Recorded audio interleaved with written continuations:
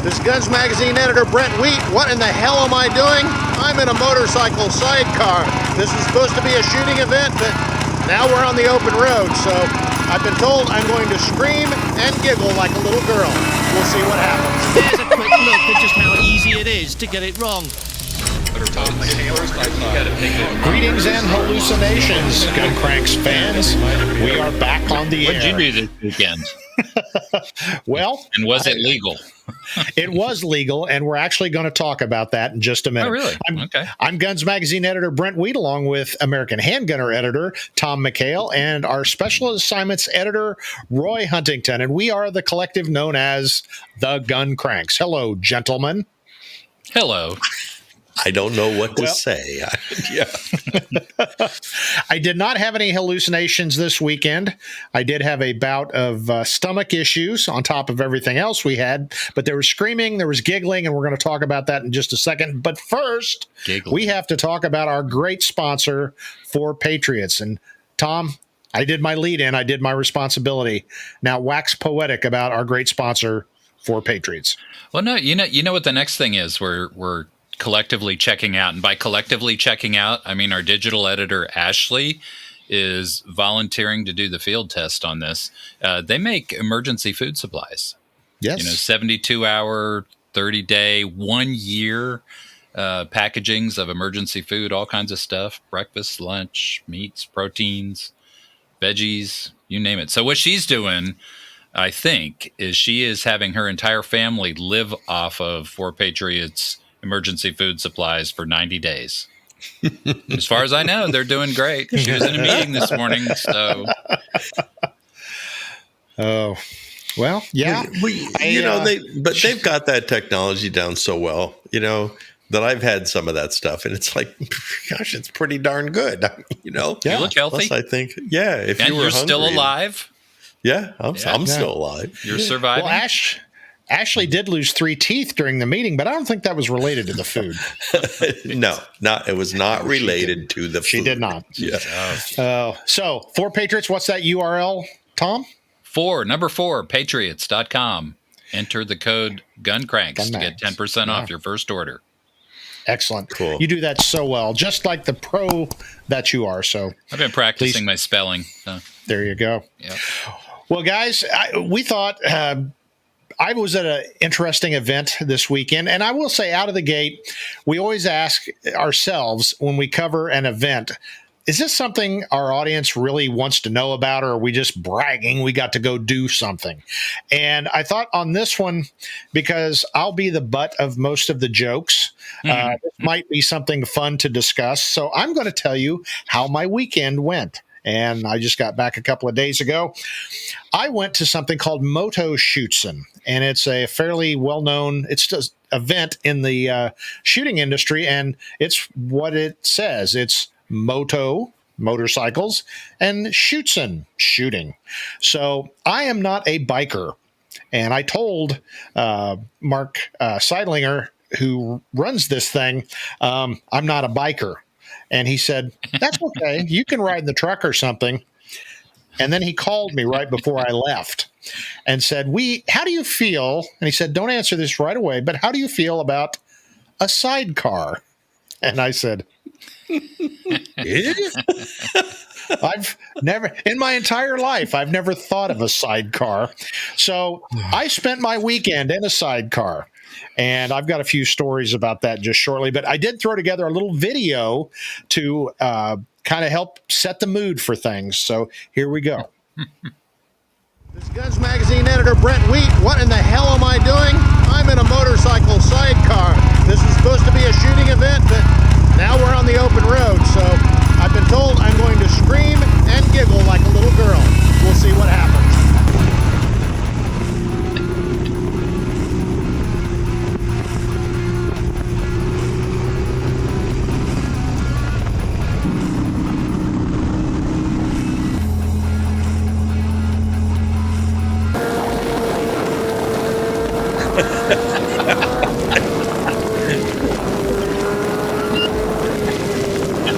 We're going really fast.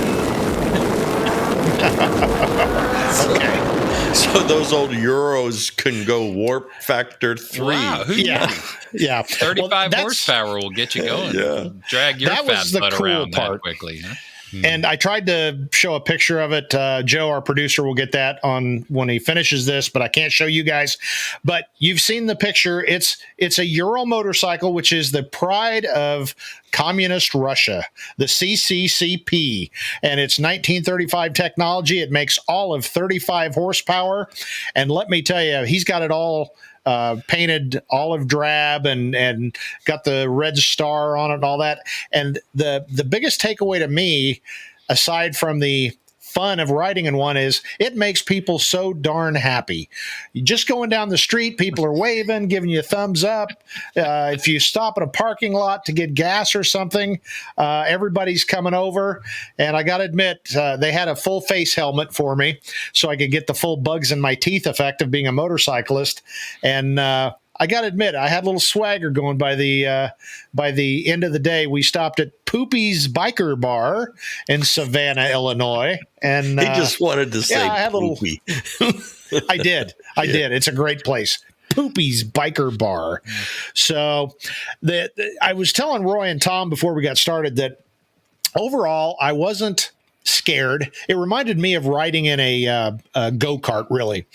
I wasn't comfortable with the whole idea of not being in control. And my host, Ron Norton, the president of Inland Manufacturing, maker of fine M1 carbines and things like that, he was my driver, and he did a good job. He's very safe. So I never felt really unsafe at any point until the end. And then we were coming back from Poopy's Bikers Bar, Savannah, Illinois, and we went up through the town, and Mark had said, the guys, excuse me, want to do one last kind of fun ride through the windy roads of Northern Illinois. So the best I can describe it is they decided to let the horses run, and Ron did his best to keep up. And if you've seen the Isle of Wight races where those guys hang clear over, I was doing that, not to be cool, but to keep from catapulting off the road into dying would be a corn. good word. Yeah. And when we were done, he said, I'm glad you did that. That really helped. And I said, oh, really? And then one of the other guys chimed in, yeah, your back wheel only got about 12 inches off the pavement. And I'm like, you're not serious, right? He goes, oh, no, you were that far off the pavement. Good thing I was holding on tight. Otherwise, I'd probably still be screaming and probably have to receive medical treatment for the clenching. So it was an interesting time. A good time was had by all. And then when we get a little further along, I'll talk about the real biker bar that we stopped in that I think one of the guys might have gotten married to Goat's lady. So that was something. Don't tell Goats That is that. so cool. Roy, I had no idea that sidecars came with training wheels. Did you? Yeah. I'm just glad it was in the sidecar, not trying to ride the motorcycle. We'll wait to see if he gets invited back next year. So you were doing some motoing, and then did you get to do any shootsening? Yes, we did lots of shootsening. And the first day, we went to a sportsman's club. They had trap, skeet, and sporting clays. And I shot 7 rounds of trap straight, and my shoulder still feels like it, and shot against Steve Miniman, who is the president, I believe, of MTM, another fine partner of ours. They make all the plastic cases for shells and gun parts and all kinds of cool stuff. But anyway, we're getting ready to do that, and I picked up a nice Franke 20 gauge over and under that was provided, and I was excited about that. And other guys were picking out their guns, and Steve opens his gun case from the gun he brought. It's got the trap rib. He's got the glasses with the things and another thing, and turns out Steve shoots trap every week. So I'm like, really? Come on, man. This is awful. When they bring their own gear. It's like Fats right. Domino Always, opening up the pool cue, Always cheat, always win, though. There's nothing like showing up the gun writers if you're a manufacturer. Well, absolutely. He definitely won, but he was also a great guy. He helped many of us, including myself. And at one point, I think I had a 23 out of 25, which I was pleased with that, shooting a 20 gauge. So that was a good time. And then the next day we went to something called the Site, and that is formerly Blackwater North, which, okay, that's kind of cool. We shot guns from Rock River. They've got a new shorty bolt gun that was designed for precision riflemen to pull out of a small case and set up. And this sucker is sub half MOA with the right ammo. And we were shooting it with some basically ball ammo, and we were still very much sub MOA. So crazy stuff there. Shot some more Benelli guns. I'm trying to think what all. Rock River. We shot some high point, their high point carbine. We had a shoot off. We 300 yards. It was the I can't think of the not Lonesome Dove. Yeah, Lonesome Dove. No, not Lonesome Dove. Who's Quigley? Quigley. We had Quigley Down Under. Yeah, we had 45-70 and 300 yards, and most of the guys managed to hit the steel. We'll just leave it at that. So, what were you shooting? What kind of gun were you shooting? Trying to remember. I believe it was a Ruger. Okay. Falling block, like a number 1 or something. Yeah. Cool. And so most of the guys hit the steel at 300. A few missed over the right shoulder, just a little bit. I wonder who missed. Couple of guys. I just don't know. Hey, you're The box said it was with a 200-yard zero. The gun we were shooting had 100-yard zero, so we had to, math's not my strong point. So then we went down on the moving along. Should have mounted it on the sidecar. Yeah. Went down to the lower range, shot pistols. We shot the new Springfield Armory Encore, and I already did a short video on that, and we're going to do a more in-depth, but that is a nice gun. They're really going after the duty market now. And you talking the Echelon? I'm sorry, the Echelon. Yes, not the Echelon. What did I say? The Encore? Not the Encore. It's the Echelon. Forgive me, Springfield Armory. I've got too much going around. The Echelon from Springfield. He's still wigged out from missing giant steel plates with a rifle. So we shot the Echelon. They're really going after the duty market. It's a really nice gun. It feels comfortable. It's got a very low bore axis. It's got all the bells and whistles. It's got some really cool slide cuts and flaring, so you get real positive engagement. And they got two things that are really unusual. One is the VIS, and I forget what that stands for, but it's their optic mounting system. And it's pretty brilliant. Instead of a plate, which is a failure point, and anybody that has failures with red dot optics or pistol mounted optics is usually the plate somehow, gets busted, broke, or whatever. This uses actual pins, locking pins in holes on top of the slide with cutout, and it basically fits 30 of the most popular optics without any kind of adapter. So it's mounted just like the gun was built for that optic. So that's very cool. And then they also have what's called a COG, and I forget what that stands for, but they're going to a separate fire control system like SIG has done, where you get the grip frame and all that, and you put the serialized guts down in it, and you can move it between 3 different grip frames, and I would assume probably some other platforms. So we got a lot of shooting done. I think I mentioned, MG Arms. We shot some of their guns. They do, I believe it's called the She Tiger pistol. We shot that based on the Springfield's Shield, or Smith & Wesson Shield. Sorry, got all this running around my head. So anyway, we had MTM Springfield, High Point MKS, MG Arms, Crossbreed holsters were there. Got some great stuff from Crossbreed, Rock River, and Fiocchi was the provider of our ammunition. So big shout out to all those folks. And I actually did some work this weekend, but did I mention I rode in a sidecar and went to a couple of biker bars? So if you get invited back next year, I have a request. Okay. I want you to get your hands on one of those 22 Gatling guns and mount it on that thing. We have discussed that because the sidecar on this Ural is actually, he's got a mount for a machine gun.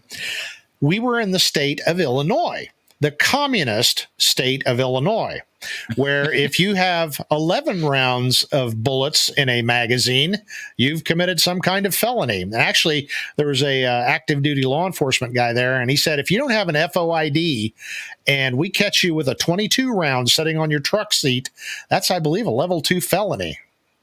I thought that makes everybody safer. Yeah, exactly. It's done wonders for the crime rate in Chicago. So, oh yeah. So where that goes is we didn't feel like the Illinois authorities would be really pleased to see a sidecar going down the street with a machine gun. Now, I am proud to announce that apparently I provided enough comic relief in this event. I have been asked back next year, and it is in the great state of Ohio. So I'm hoping there you go that we can have the machine gun. And somebody did bring up our great friends from Tipman. Maybe we could get one of those 22 Gatling guns, and maybe that could even be part of the shooting event. Yeah, I specifically want the Gatling gun on there because I don't want you clutching the sides of that thing like a sissy until your nails turn white. I want both your hands occupied while you're screaming around the corners. Okay, you know what? It's kind of like being manly on a roller coaster where you hold your hands up in the air instead of holding on and screaming. So, well, I want to see you multitasking next time. I clung to that thing like an abalone clings to the rocks. And I am still just flabbergasted that the rear wheel was off the ground because I was too busy hoping and praying and wishing it was over. So I think they were disappointed there was no screaming. But the other part of it was in the evening. So I can say I now understand, they gave me the open face helmet, so I got the full experience. And you take a June bug in the neck at 60 miles an hour. I thought a hummingbird had hit my jugular. So I was afraid if I went, screaming at that point, who knows what kind of flora and or fauna I would have collected in my mouth. So, well, I'd like to at least explain something to the viewers here is that the reason that we do these things, that we get invited to events and stuff like that, is because in the case of Brent, it was a fast and easy way over just a couple of days. You put your hands on a lot of products from a lot of manufacturers and get some firsthand experience, so I know sometimes from the outside, it looks like, oh, you're just eating steaks and, and drinking good whiskey somewhere. But actually I always enjoyed it because when you're sitting at dinner or something, and you're with the company president of fill in the blank company. And it's always interesting to hear, what is going on behind the scenes and what are they thinking about and what secrets are down the road. And it helps people like us sort of be able to plan, the future. Except the only bad thing is sometimes when you're on an event like this and they show you something and it's like, oh, that's a really terrible thing. Yeah. But you have to be nice for the next 2 days and go, oh, it's in blue. Well, for those viewers who might be our company president, let me assure you, I was all business all the time. We worked our nose to the grindstone, and I accomplished a lot. And did I mention I got to ride in a motorcycle sidecar? I believe you did. Yeah. So, and Roy, they missed you. Your name was brought up several times, and we've got to do something to get Roy here because Roy is a real deal biker. So, I'm always a little worried though, because invariably I hear about the big storm that hit while they were riding. Yeah. And it's like, I don't know. I'm getting too old for that, but we'll see. Next year, Ohio, that's my home state. I was born in Ohio, so maybe I'm obligated to go. What if we, and I'm sure they would invite all of us, so the three of us. So if we could find something like a dual sidecar, or how about we get another sidecar? Roy, you can drive. I'll sit in the sidecar, and Tom can ride on the seat, and I won't. Can you? Well, why can't you put a trailer behind the sidecar? Yeah. I'll do that. I have a really good idea. Let's not do any of that. Well, the main reason I did it, I've turned 60, and I'm playing a little safe. I'm not as wild and crazy as I used to be, and I thought I got to do something really, really futile and stupid. And I'm proud to say I did. And we'll see when we get to next year if I want to repeat it. But and you video documented it. I did. And we're going to have a video on that hopefully pretty soon. I've got a bunch of motorcycle video. I'm waiting on some of the folks with Media Direct. They assured me they took actual pictures of me actually shooting and doing our job instead of just goofing. So, and there was one more thing. I'll be very delicate in this, but we had a great dinner the first night, and I was riding in the truck. That's the night that the big storm came up, and we went to the biker bar the real biker bar. And so I got almost home, and suddenly I thought, I'm not going to make it home. So I was looking at various cornfields along the route, and we finally got into the little bitty town where there's only one gas station. It's a 2-pumper. And I said, well, and there's a Dairy Queen next to it. And I told Matt, I said, you got to stop right now. And he kind of looked at me, and I said, I mean it right now. So I jumped out. I ran to the Dairy Queen, and the door was locked. They were open. They had a drive-through, but the door was locked. And I screamed, and I looked over in the gas station across the intersection. And so I ran over there, and fortunately for a small, out-of-the-way 2-pump gas station, the restroom was very clean. So I took care of what I needed to take care of and felt so bad about it, I bought a bag of chips because that was the first thing I saw coming out of the bathroom, and ran back to the truck, and I said, we need to leave the state now. And I thought, just bad timing on my part, one of those things that happens. I picked up a bug somewhere along the way, so I had no fun that night. And yeah, that was pretty ugly. So by the next day, everybody's like, stay away from Typhoid Mary there. So I packed a lot of interesting fun in 48 hours. Sounds like a good time was had by all. I have no idea, Tom, why he regaled us with that last story. I had vivid pictures there. Well, I thought, do we really want to relive this blow by blow, as it were? I'm trying to figure out if sidecars are equipped with any kind of facilities for that. Yeah, no, they're pretty much I don't think not. they are. I think he's going to be shocked to know that a lot of times if you're in a sidecar and the rider turns to the left, that the sidecar wheel actually comes off the ground, but the rider of the sidecar has no idea. So really, you are probably getting a lot of airtime without even knowing it. So, yeah. Well, I will say I don't know anything about bikes. I mean, I've ridden a few motorcycles back in high school, or maybe one of my buddies in college, but I haven't ridden ever since then.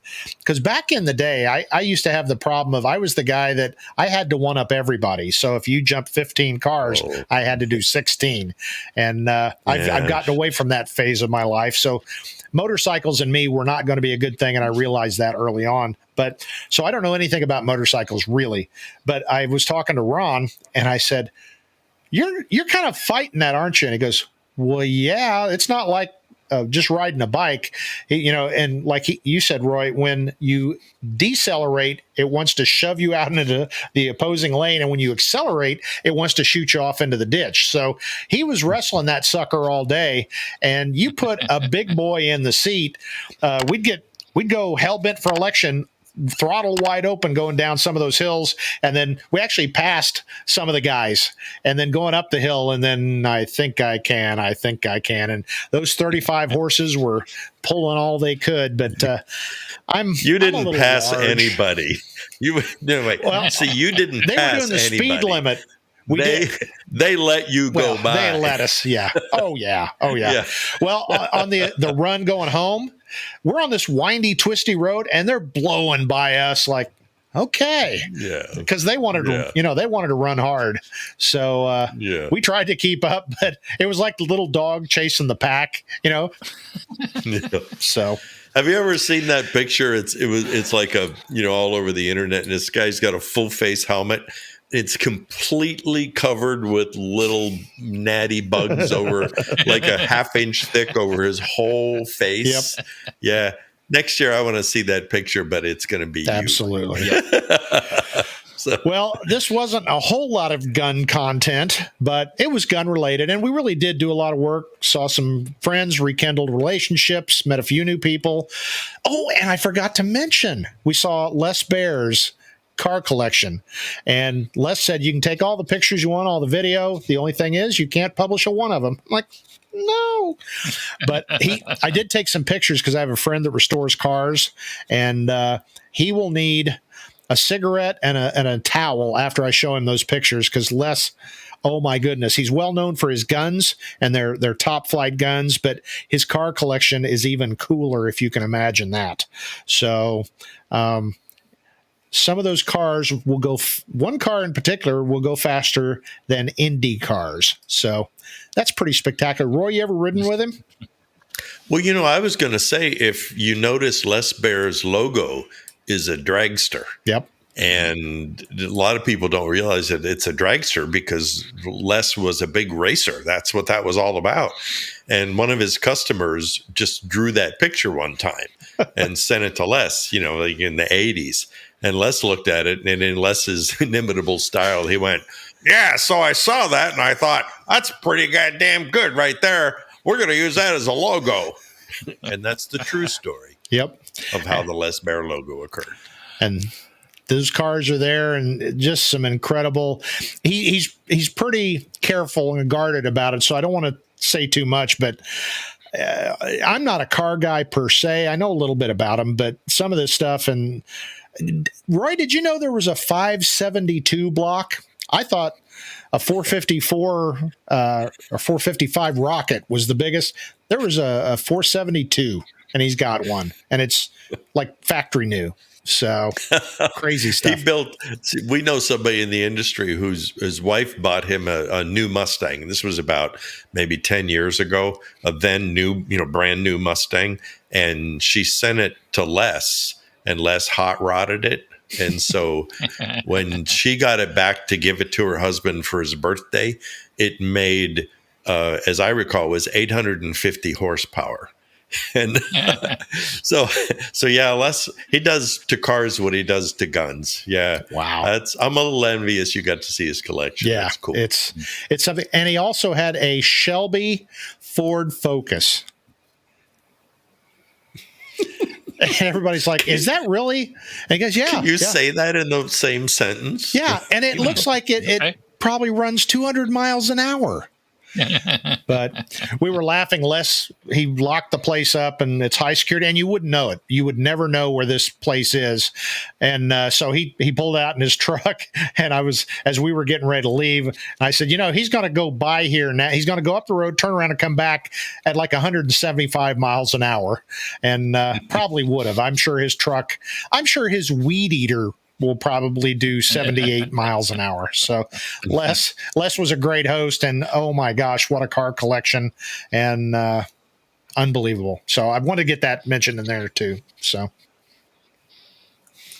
that's all I got, guys. I actually have got a lot more, but we would be banned from YouTube, and I would have changed the names to protect the guilty. It was all good, clean fun, but Guns and Moto Shootsen. Exactly. And in the end of the day, I was the butt of all the jokes, which was kind of the point. So it kind of like I've been here in this episode. So a good time was had by all. All right. So, well, all righty. That brings us to the end of this edition of the Gun Cranks. And make sure you check out AmericanHandgunner.com, GunsMagazine.com, AmericanCop.com, and our special interest publications are available on Amazon. Any suggestions, Tom? Surplus special edition. Great stuff in there. All the cool stories about old military gear. So check it out. And of course, don't forget to visit our sponsor, 4 Patriots. That's the number 4, the word patriots.com. Use the code GUNCRANKS and you get 10% off your first order. That's a heck of a deal. So anyway, guys, any final parting words of wisdom or one last shot at moi? Did you go vroom, vroom, vroom when you were in this? When you were in the sidecar, did you make motor noises? Maybe. Are you going to get a Barbie sidecar for yourself? Maybe.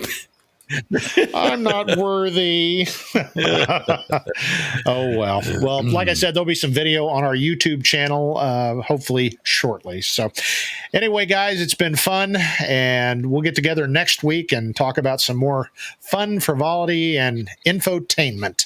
So on behalf of Roy Huntington and Tom McHale, I'm Guns Magazine editor Brent Wheat, and we will see you next week on the Gun Cranks. I'm Guns Magazine editor Brent Wheat, along with Tom McHale, editor of American Handgunner, Eric Yellowhouse, editor of AmericanTop.com, and Dad About Man About Town, Roy Huntington.